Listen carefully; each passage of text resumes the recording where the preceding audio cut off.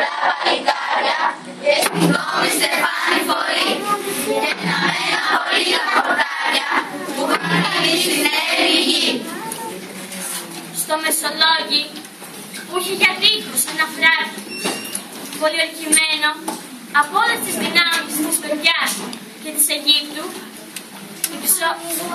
γράφεται αθάνατο έπος ηρωισμού και ελευθεριάς.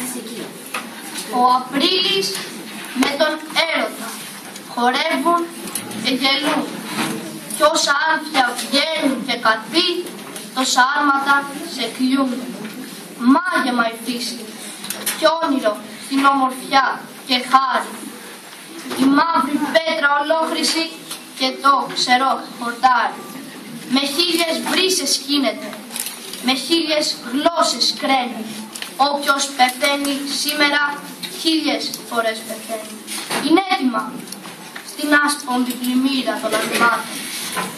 Δρόμο να σχίσουν τα σπαθιά και ελεύθεροι να μείνουν. Εκεί ήθε με τους αδερφούς, εδώ θε με το χάρι. Λάοι συγχρονίζεται με τον αγώνα του Ελλήνου. Εκείνοι όμως που τους κυβερνούν εκδεξίδεται στο συμφέρον. Πάνω από την κρίνη, κάσου, τα ψαρά, το Μεσολόγγιο κρύβουμε. Απλώνεται πια το Σάββατο μα οι αγωνιστές συνεχίζουν να πολεμούν στο θάνατο και πέρα από αυτό.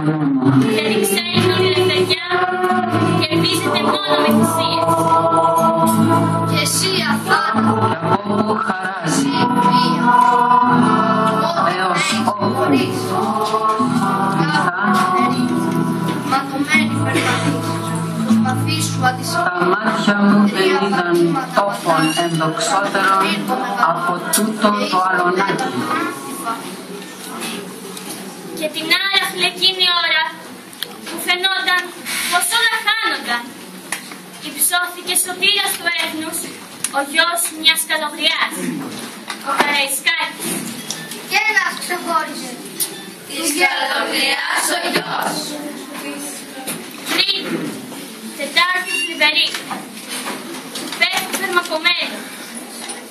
Παρασκευή ξημέρωμε, να μην έχει ξημερώσει. Αφέντες έβαλαν βουλή τον πόλεμο να φτιάξει. Καραϊσκάκης, Τάκη. Πού είστε βρε ρουμελιώτες μου, παιδιά μου αγριωμένα, γυμνώστε τα λαφιά σπαθιά και ρίξτε τα λουφένια. Έλληνες, μην γιοτεύσετε, παιδιά, μην φοβηθείτε. Και πάρε το γιούχα η τουρκιά κι έρθει και μας χαλάσει. Σαν Έλληνες βαστάξετε και σαν Γρεκοί σταθείτε. Διάφορο δεν έχει πια αν ζήσω ή αν πεθάνω. Ήθελα μόνο να είχα εδώ μπροστά το είδος όλο, να πω την αξιοσύνη σας και για τη λεβεντιά σας. Δεν ήμουν ο καλύτερος, ό,τι και να έχω κάνει. Σε εσάς, συντρόφους στο Χριστό. Αυτά είπε και δάκρυσε. Θα ζήσεις, καπετάνιε. Στην τίμηση ενός λαού.